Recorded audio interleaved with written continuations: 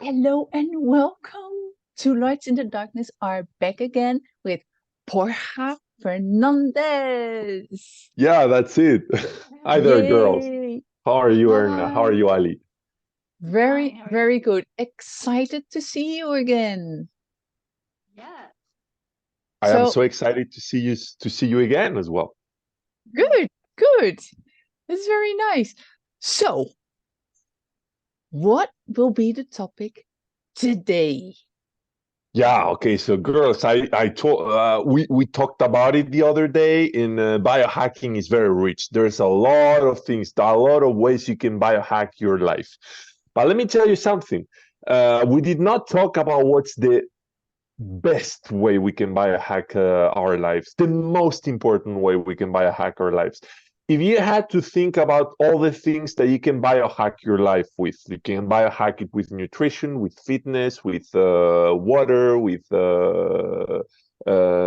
spirituality, with light, saunas, cryotherapy. Which would be the thing, in your opinion? And I apologize for the suspense. How do you call it? Like Drum the drum rolls, but roll. I like it when it's interactive. I like it when people also give they try to find there's no judgment. Nobody says absolutely nothing. It's just um thinks absolutely nothing about it. It's just like a game. So if you had to guess, it's a guess game. Oh, If you have a thing in our lives that we need to biohack. okay. Yeah. Hmm.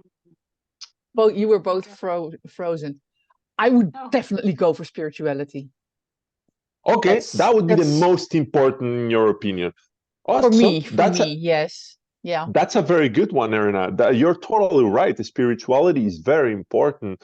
You just have to imagine a thing that you can actually not live with, that will actually not let you live longer, that will actually mean your death, maybe at some point. If and maybe spirituality would not go that far, because I think we both can agree that even though spirituality is very, very, very important, there is a bunch of people that believe in nothing, and they live And they still up live. to, and they still live yeah. very long. Like they can live to 120 years. Maybe they have a life empty, but they have a long life.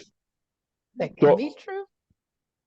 so that is for meaningful life. Totally agree with you. But for life, in specifically, Ali, would you say something? Do you want to take a guess? Health? Which one? Health? You're totally right. We can biohack our health in many, many, many ways. Which is the thing that affects our health the most, in your opinion? Is I it know. nutrition? Yeah, what is it, Erna? Sleep. Ah, there you Because go. There you if you go. don't get enough sleep within 2 or 3 days or so, or within a short period of time, you can already be in a pre-diabetic state. That's amazing. You go even farther than that. You pretty much die, Erna. There haven't Exactly. been studies done That's on true. human beings for obvious uh, um, human, how do you call that, like obvious human Reasons? reasons, like Yeah. but they've done studies on rats, and depending on the genetics, that's why it depends really on, from one to the other. But well, I apologize for that. um some people have stronger genetics, some people have weaker genetics. Always we talk about there's many factors in genetics, but here we're talking about sleep. So there's a gene that determines what's your sleep strength, let's say. And they've done that with rats, and it can take as little as 30 hours, more specifically 29, so not even 30 hours of sleep disruption in order Oh, for the the rat. disruption, huh? That means Hmm. that means she doesn't sleep. Like it means in 29 hours, there is no sleep whatsoever, not even 1 minute. They've done like with the noise, and it's a torture pretty much. And by the way, it's not documented because obviously, but it's a measure that is used nowadays still for humans as well for torture. Yeah, we cannot be 100% sure about that. I would lie to you if I told you that there's been studies done. No, that is just, we know people still today torture human beings with that. But about rats, we know because they've done the experiment. And it's actually horrible. It is horrible. It is the fastest. I mean, depending on also your strength and the context around you, you can live longer or more time or less time, die before, die later if you don't drink, for instance. But there's people that do fasting, and they do dry fasting. And dry fasting means that you do not eat and you do not drink. And they go up to 1 week. They do even, I think there's some crazy people around Sadhguru and all these Hinduists that I'm not going to be here telling that all this is true because I have not done enough research, that say that they've been without drinking for a couple of weeks. I mean, I don't know. I would say it doesn't matter. Even if it's a week, which that is possible, that is true. You can actually, they say 90 hours, 100 hours, then you would die most normally and most likely. But apparently there's some people that can go up to, but anyway, 90 hours is much more than the time it would take you to die if you didn't have enough sleep. So that's why I want to talk about this today, because sleep is very, very important. And sleep disruption is something that can actually kill you. That's why people that don't have a good sleep, that's most of the times that's the key for their health problems. So if some of you are experiencing that in your lives, know that you are not alone, that biohacking does a lot of research and can help you a lot. I'm going to talk about many things today, many hacks. We call them hacks, no, on biohacking, that you can implement into your life so that you will have a better sleep if you don't have one that is good. And if you think you have one that is good, let me tell you about my story. Because I thought I had a good sleep. I thought I slept like a baby. I was a normal person. I go to sleep in the night. I wake up in the morning. And I think I have a normal sleep. I don't necessarily, I'm not tired the whole day, and I have enough energy. Well, let me tell you something. Once I started counting, once I started measuring the quality of my sleep, because there's something, I don't know if you've heard about this saying, I think it's Tony Robbins that said it, but I'm pretty sure it doesn't come from him. Like it's Jim Rohn said it, and Marcus Aurelius said it before him. If you do not measure, if you don't measure it, it doesn't exist. So we talk about that also very often in business. No, you measure your conversion rates when you sell a program. You measure your audience. You measure that. You measure the other. It's essential. When you have a business, you always have people that do the measuring. The administrators. You have to keep an eye on the numbers. The numbers tell you exactly where you are. Yeah. It's something that I understand for some minds that are not so mathematically driven, let's say. They want to do it like randomly. And I totally get it. It can be boring for some of these minds, but it doesn't matter. Ask someone to help you out. But it is so important to measure things in your life.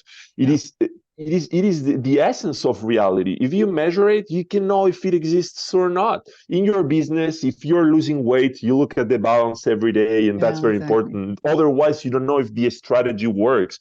So the things that we're going to talk about today are things that you can measure as well. And the fact that you measure them will mean that you will come back to me and be like, hey, Borja, I've been measuring it and it's amazing. It's awesome. But if you don't measure it...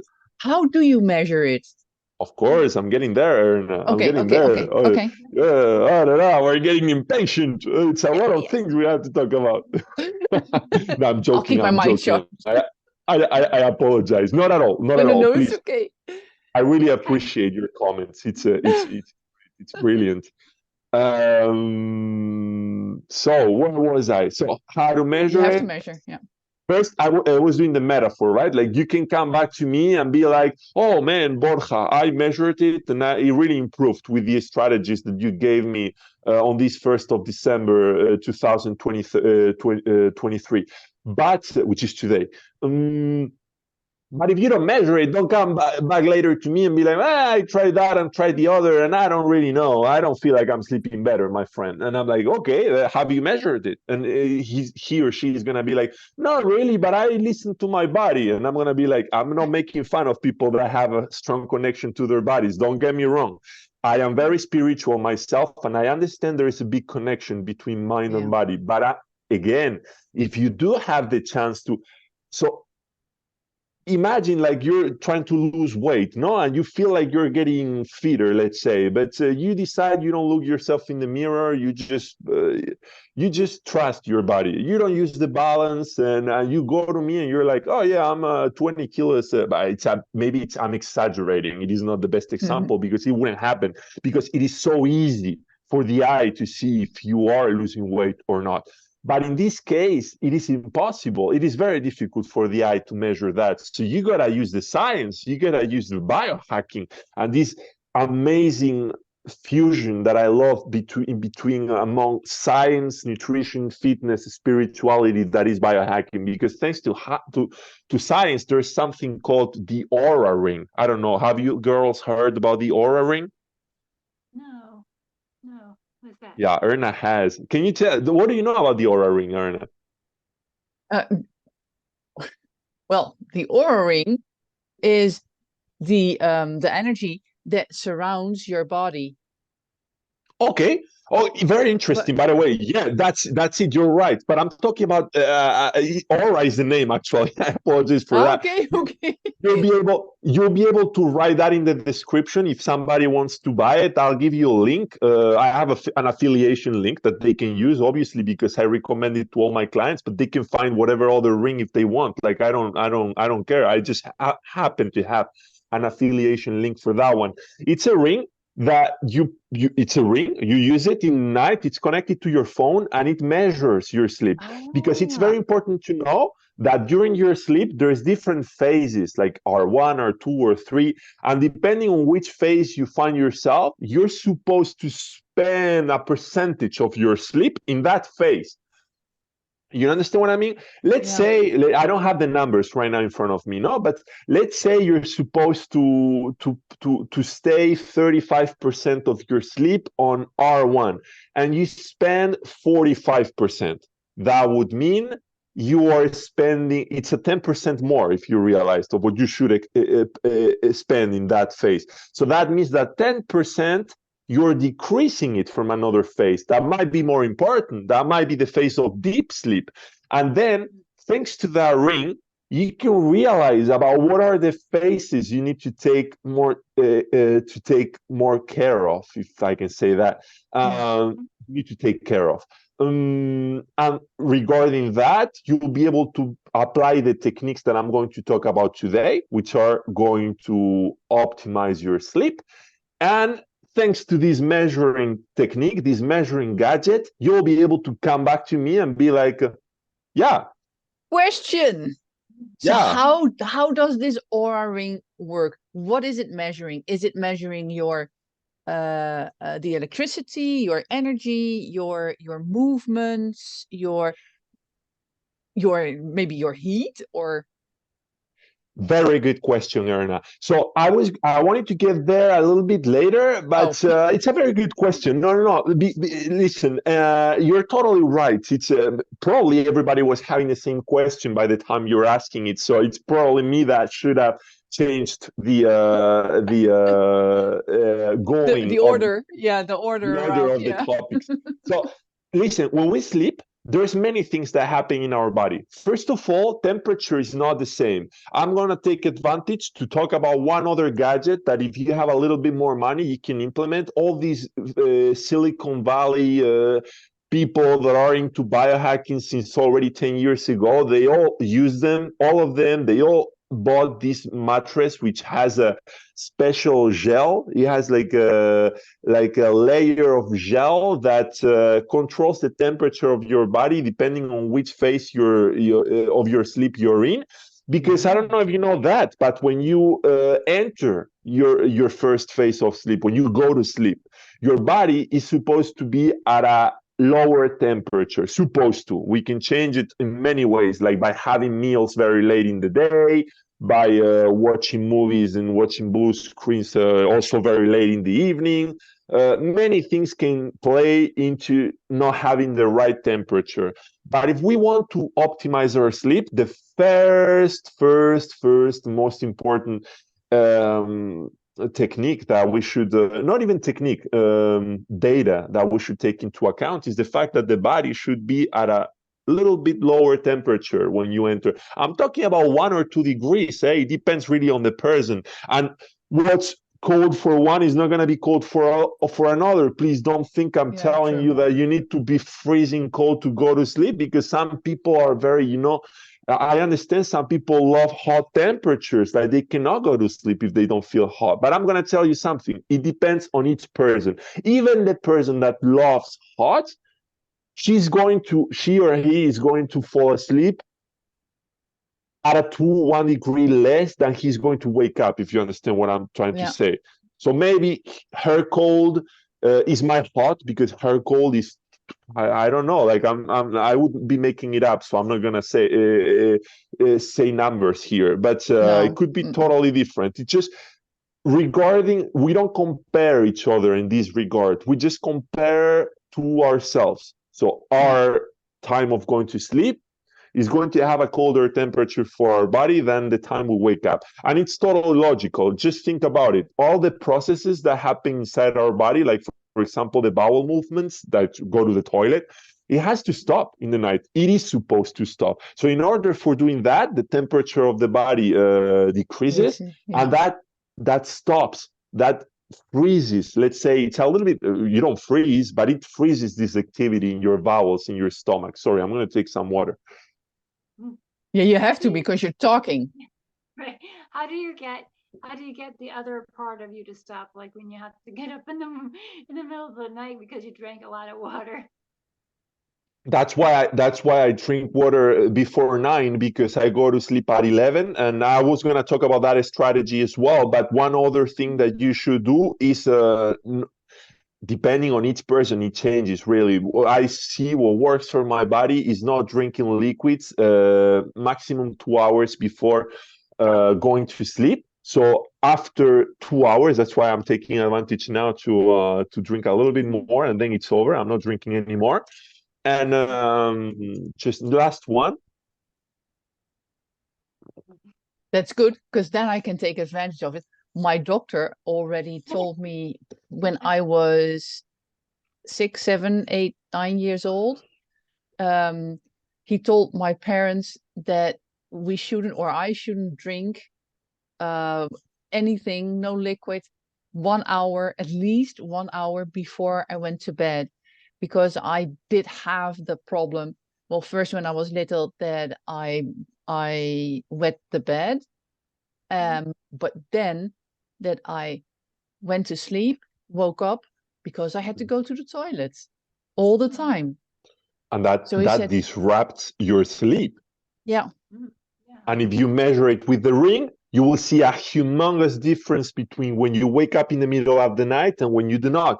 Some people might be hearing us and be like, yeah, but well, my prostate, I do wake up anyways. And I'm like, guys, I'm not talking about anybody that is listening. Doesn't matter your age, doesn't matter your state of health.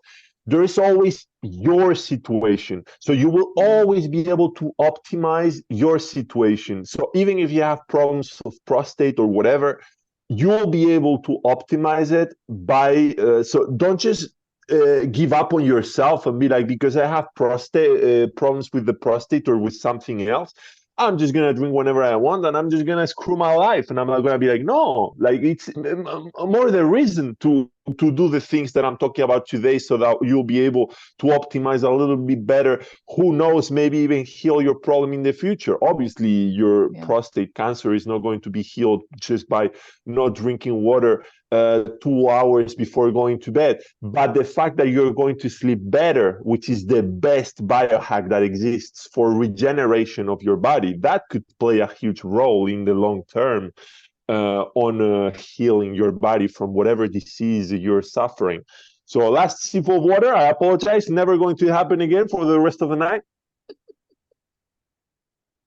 There you go. Okay. Let's go.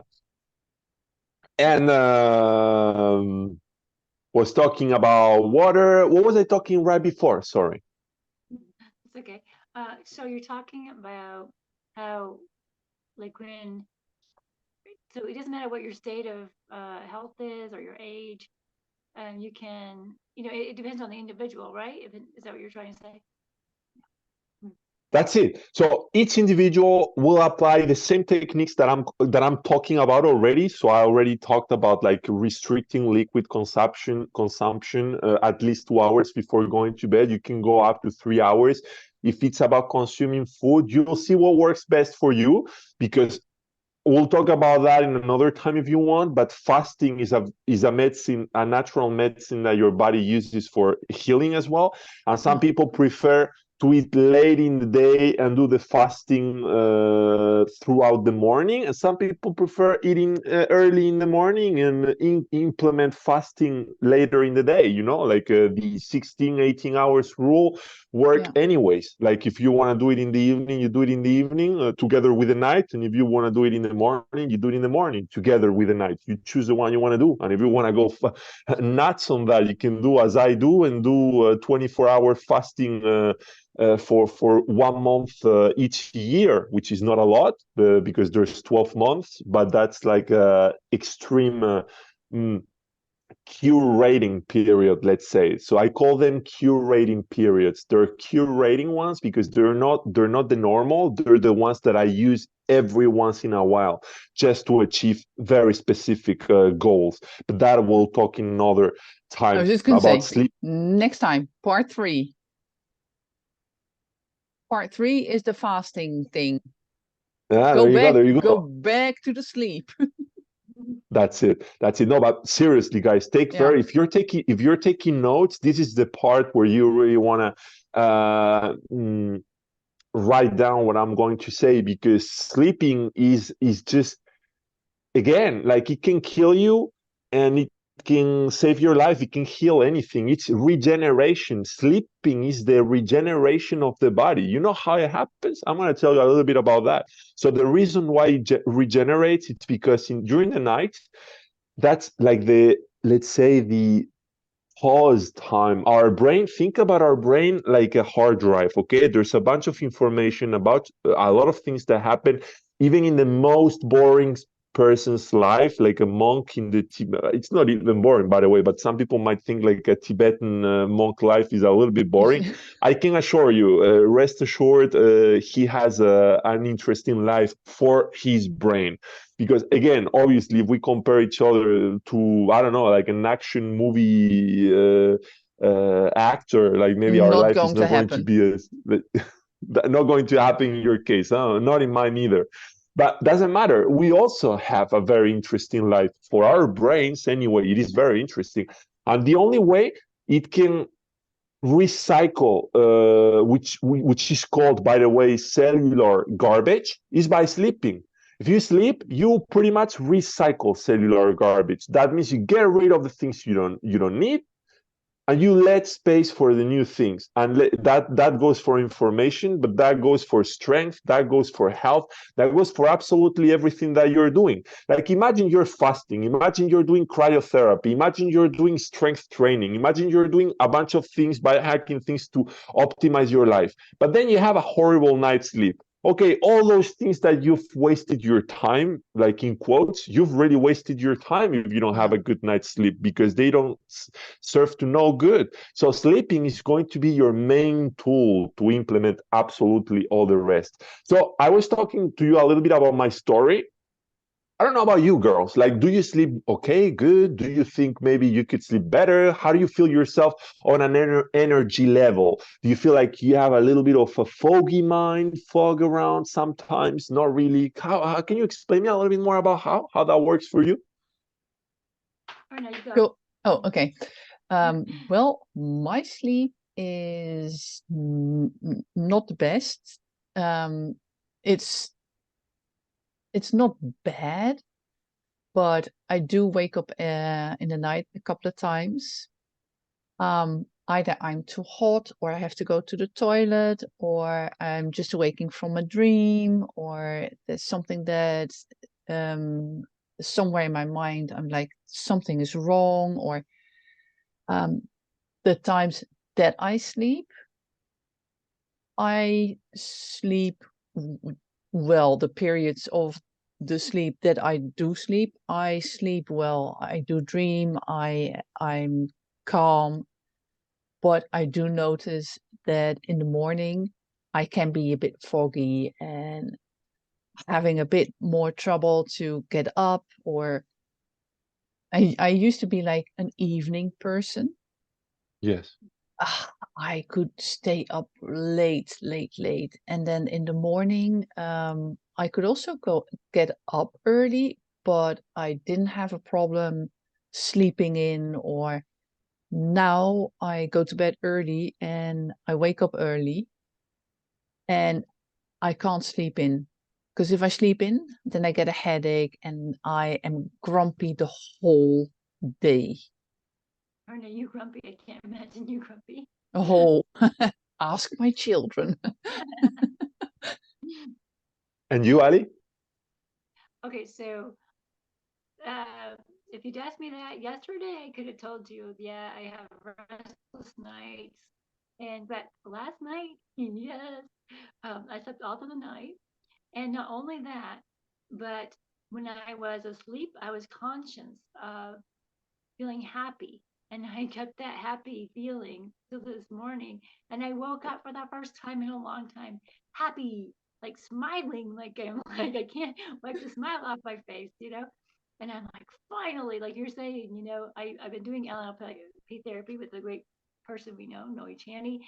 And like you're saying, you do all these things and you're thinking, okay, when's it gonna come, right? And so last night it was like, oh, eureka, and my whole paradigm shift changed. I mean, I messaged him this morning and I said, the switch finally flipped, I finally switched that flip, it was like, it was amazing. That is awesome, Ali. That is awesome, girls. So your story is very interesting. I really like it because it resonates. Like I don't know, like sometimes I woke up in the middle of the night or whatever, but then I thought it was normal because everybody does it, and it doesn't matter. Not even talking about waking up in the middle of the night, because even if the night is cut like in half, we can still optimize our sleep. Sometimes there is no solution in the short term for that. There is some disruption in the long term that will stop you from sleeping the whole night right now, and you'll have to implement many of these techniques for a long time to really be able to get a significant better sleep. But then I started implementing some of the techniques and I'm like, my goodness, I thought I slept normal, like just like as everybody, and not really. I hope not everybody sleeps like that, because honestly the difference between when I was doing that and when I started using biohacking, like already almost more than 10 years ago, it's like my life completely changed. My levels of energy were up all the time, and I'm not even exaggerating. You cannot even imagine. Like sleeping is and I'm apologize. It might sound like I'm all the time saying like sleeping is the most important biohacking important thing, but again, repetition is the master of all skills. And if you want to master the skill of sleeping, I might as well repeat the most important things, which is that sleep is the most important thing. That's it. So once I understood that, and I started, for instance, decreasing the temperature of my body before going to sleep. By the way, I already had the ring, because I can implement all these techniques, but if I do not measure it, how do I know it's really working? I can feel better, but doesn't it feel much better to know that you've passed from 45%, because you might think you're at 65, you might think that you're just okay, but what if you're very bad? What if, I'm sorry, very bad, what's that? We don't judge here, but I think we can all agree that 45% of good sleep, if we can have the 100%, we would rather be closer to the 100% than to the 50, if you can all agree with me, I think, on this one. So I started using the ring so that I measure how I was already doing it, which, by the way, was very close to 50. So I thought I was doing it good, but I had a lot of things that I could optimize and that I could better improve. And I started decreasing the temperature of my body. How do you do that? Like, you can have the mattress with the gel layer that costs, I think, the cheaper, I forgot the name of the mattress. I can give it to you later on and you can put it in the description if you want, but it's like it's like these Silicon Valley people, they buy it because it's peanuts for them, but for, I don't know, like, hey guys, if you do have 10,000 spare dollars, please buy it, because sleep is one of the most important. Yeah. It's of course, Erna says, I mean, I like to think that I have them, like the power of words. Like, if you tell yourself that you have the things, then it's I have them, let's say. So exactly. It's getting there. It's getting there very soon. By the way, that mattress is something that I'm going to have very soon, but just because it's much easier. Why would you bother doing a bunch of things? Maybe even paying more money on the long term, because you're using like electric systems to acclimatize the temperature of the room, which is, by the way, what I was going to talk to you about, because I'm always renting. So whatever, like these flats that you rent, they're modern, so they always have these systems that you can either warm make the temperature of the room warmer or make it colder. So I use it for that. You have to understand that I don't use it while I sleep, which causes many problems. But that we'll talk about it other day. EMF, like frequencies, waves, and all that. Yeah. But so decreased temperature. Yeah, without having to sleep with them turned on, you can use them before you get into the room to get some sleep, to master the temperature of the room, to control the temperature of the room, which you will want it to be 2 degrees colder than normal. But what I do, and that I find works very well for me, but you have to know how to do it, because I believe we talked about it the first day, like the cold shower and how activating the vagus nerve will be either something very good for you or a traumatizing event if you do it without the good state of mind, let's say. So if you want to take a cold shower, you want to control that vagal reflex. I don't know if you know what I'm talking about, but when you get into cold water, what's the first thing you want to do if it's very cold? You all agree that that's it, right? That's called the vagal reflex. So you got to control it. You got to know that it will do that. And instead of letting it do that, you take the air first. And then, again, I talked about it the first day. That's why I'm not going to stay very long, but just because it's directly related with how to decrease the temperature of your body. And then once you've inspired, you apply the cold water, and little by little, you expire and you control that breathing, and then you let it in again, but then there's no more reflex because it's been already 3-4 seconds since the cold water touched you. And it's already controlled, and it becomes something pleasant. I mean, you're gonna cold water therapy, thermogenesis is something that requires some time to acclimatization anyway, because it's not, we're not used to it. We're too used to the opposite. So once you get used to it, it becomes super pleasant. I can tell you, nowadays I can't go one day without 3 cold showers. One to wake me up, one to in the middle of the day to just get things done, and then in the evening so that I can decrease the temperature of my body and then go to sleep. So there you go. That's the first thing, one of the first things you can do about temperature, because we were talking about we got into that because you were asking me how does the ring measure, and I apologize, it's been a long time since that question, but I needed to answer that first because the ring, I'm not going to stay as long with the others. I just wanted to explain to you about the body temperature so that you can understand how the ring can measure it. So one of the factors that the ring takes into account is the temperature of your body, the temperature it should be in during each phase. The movements that you make during the night, the noises that you make during the night, a bunch of things that we do not realize we do while we sleep, but there's a whole world while we sleep. Have you ever thought about it? There's a whole bunch of things that are happening. My kids tell me that I snore really loudly, that I talk, and that I go around, turning, tossing.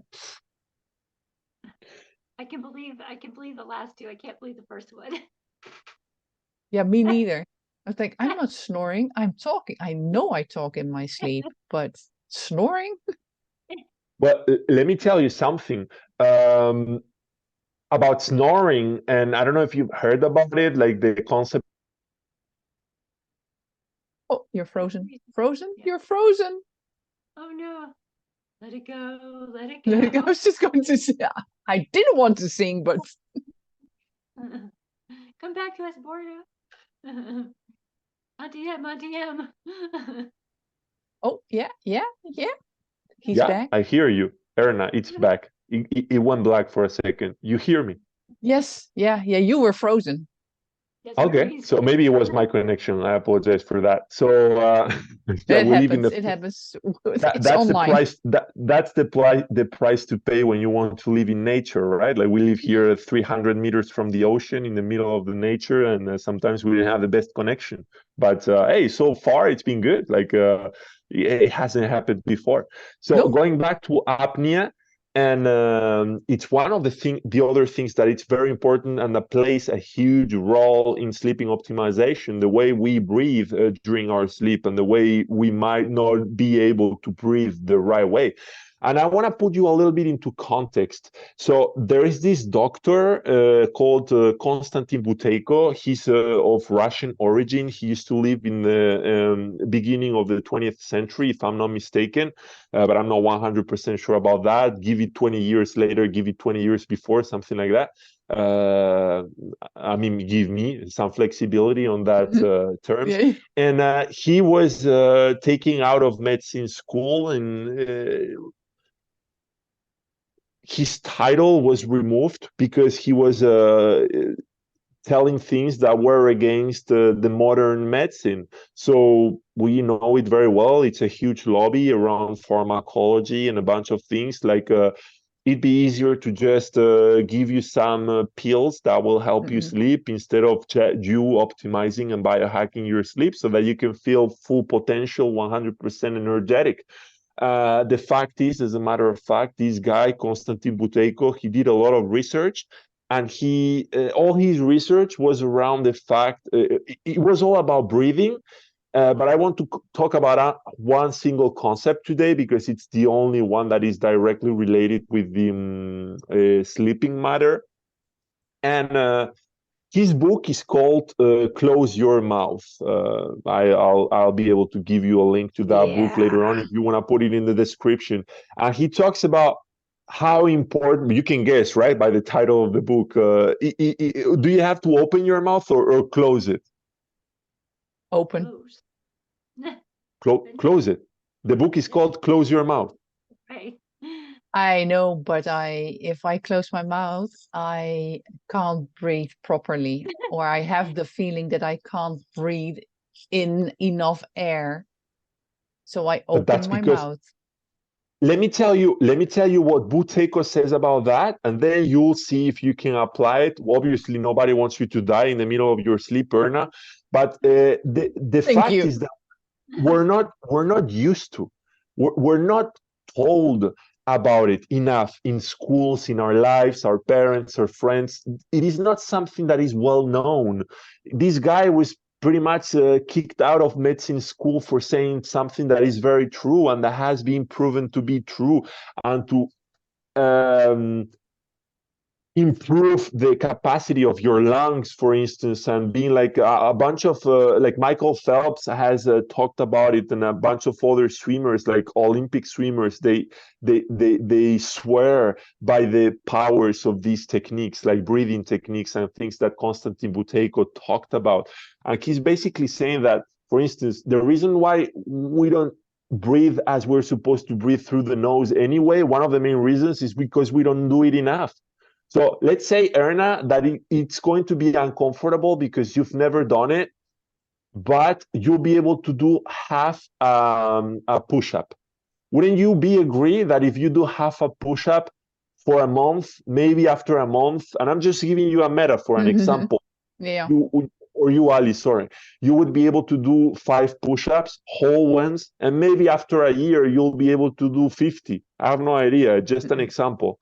So the same goes for absolutely everything that we do in life. It might seem obvious, but even for breathing, if you're not used to breathing in one way, then obviously I'm not saying there's no problems out there of people like there's like vegetations. I don't know how to call it in English, but I myself was had a surgery in my nose, so I understand there's a whole bunch going around that.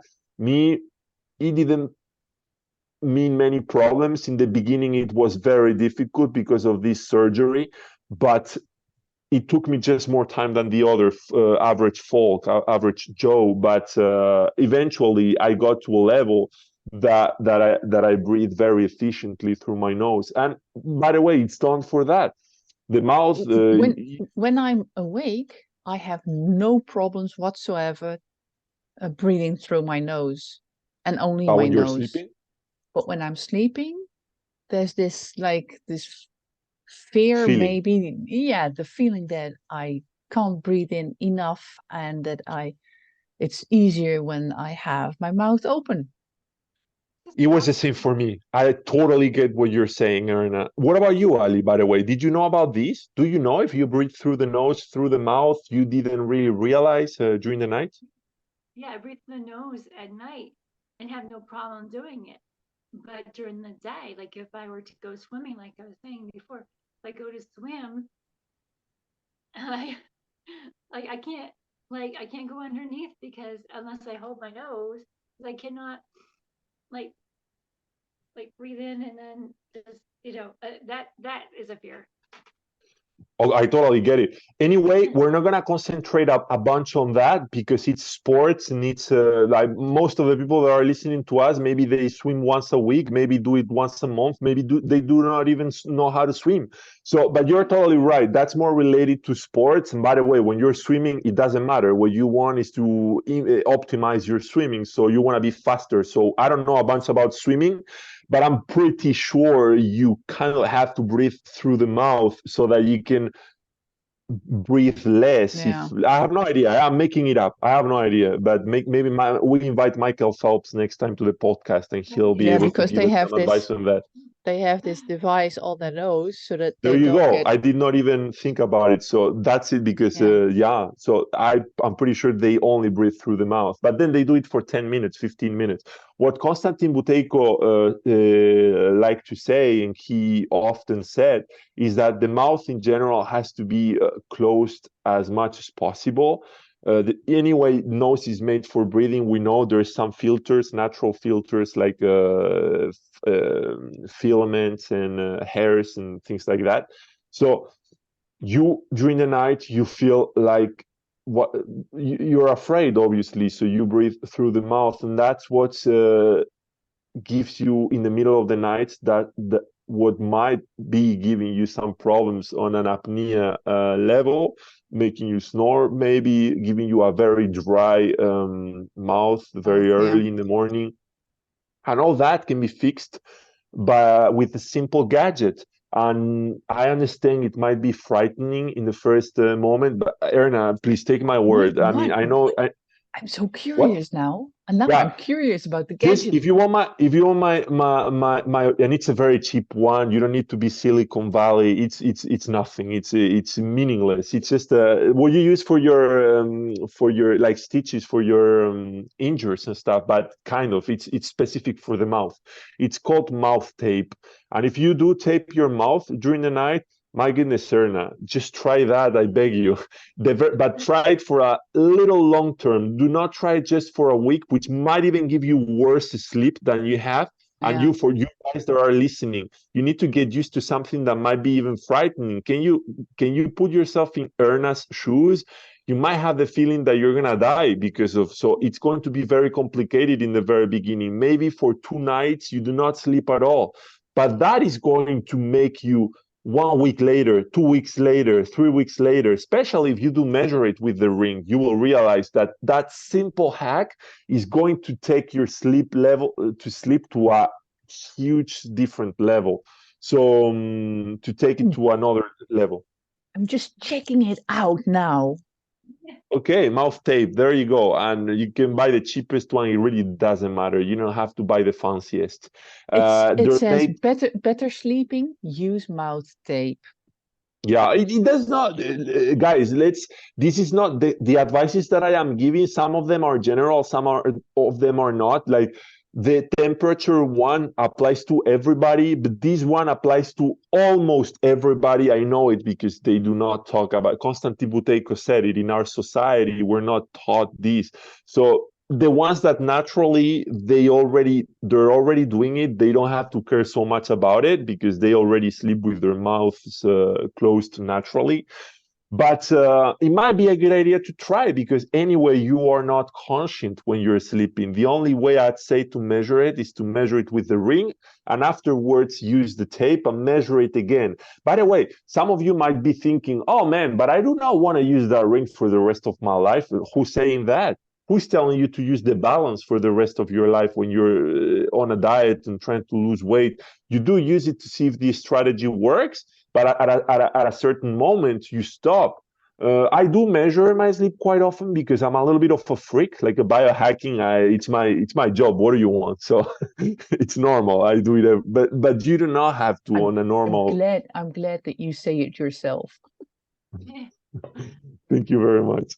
And you don't have to. You don't have to take it to a very serious level. You measure it here and there, once in 1 month for a year, another month next year, etc., etc. And you see if you're on the good road to get to 85% optimization sleep, 95, 100%. Well, don't get too caught on that. Don't judge yourself, because at a certain level there's very, very little things, and very difficult things, by the way, that you can do to just increment 1%. It's like an exponential curve. Very beginning, the first time you measure your sleep, you're like 35, 45, maybe 25, you're like insomnia or whatever. You implement these techniques and you're like, oh my goodness, skyrocketed in a month and I'm already at 80%. Well, after 80%, 85, I can tell you, it's very, very little things that will make you increment just 1% at a time. So it's going to be just don't kill yourself, and understand that you just need to have a better level. If you improve it, what you already have, okay. Somebody, imagine you have $10,000 in your pocket, and I tell you, you can have 1 million. You have to sign here. 1 million. But if you do not sign, you're not going to be sure, but you can get 1 billion. Depends. Okay, some people might choose that they want 1 billion, but if you only need 1 million, and I'm not saying you don't need to have ambition here. I'm not cutting your wings.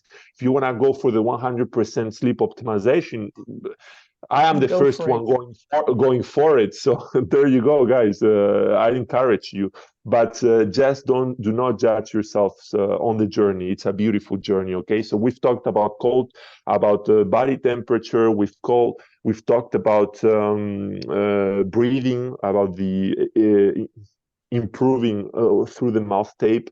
There's also the fact that drinking liquids, depending on each individual, 2 hours before bed, 3 hours before bed, eating 3 hours before bed, 4 hours before bed, depending on what kind of fasting technique you're implementing, if you're implementing any, having a mattress that has a layer of gel that controls immediately the temperature of your body and puts it to the right one.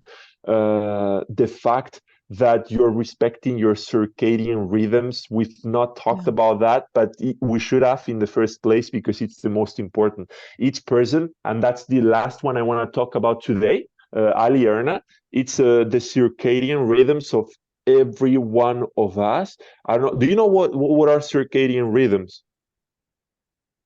Sounds familiar, but I don't know what the definition is. Basically, it's the rhythm, the natural rhythm.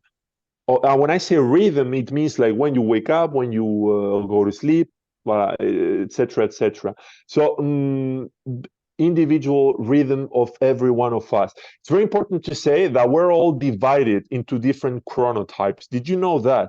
Like we see in TV that sometimes people say, okay, you should go to sleep at this time and wake up at this time. They give general advice to the whole population. You've ever listened to these advices? Do they give them in Amsterdam and in Holland, sorry, and in the United States? I bet they do. They do it everywhere. They say, go to sleep at this time. Well, that is, let me tell, I apologize, pardon my French, but that is bull. BS. That is BS because it really depends. Like some people, it must be very frustrating for people that I know, by the way. I have people in my life that have that issue.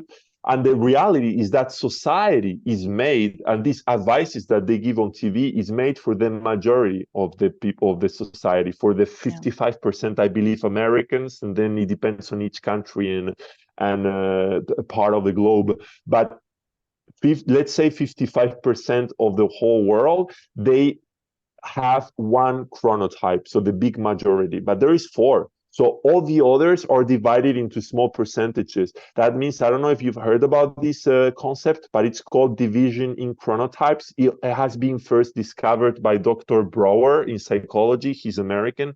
And he's a sleep doctor. I'll be able to give you a link that you'll be able to put in the description as well, Erna, where people are going to be able, you first, if you haven't done it, I highly encourage you to do it. Do a test that will determine which is your chronotype. You listen to your bodies, girls. You pretty much already know which one you fit in. If you're this doctor, he divides the chronotypes into 4 animals. It basically depends on the longitude of one gene. There is one gene in our body that can be shorter or longer. If it is shorter, you are a bear, let's say, and if it is longer, you are a wolf. So wolf. So he gives the animal names that it is more amusing for us, but it's basically just the gene that is longer or shorter.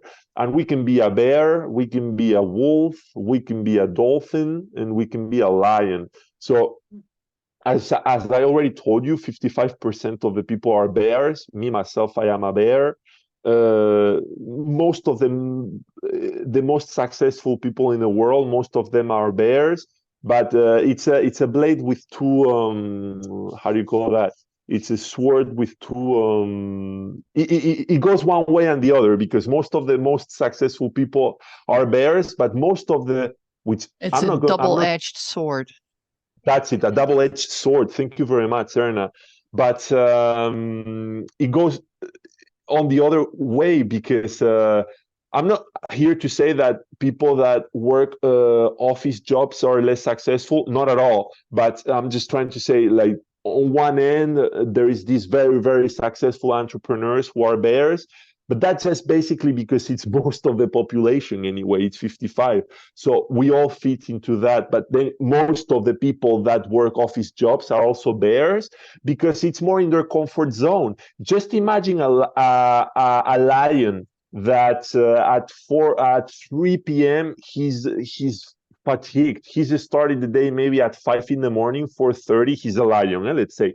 But at 3, he's very fatigued. He's not going to like the social rhythm of finishing working at 5, especially because he will want to go to sleep very soon after 5. So his life is a little bit, let's say, destroyed because of this schedule.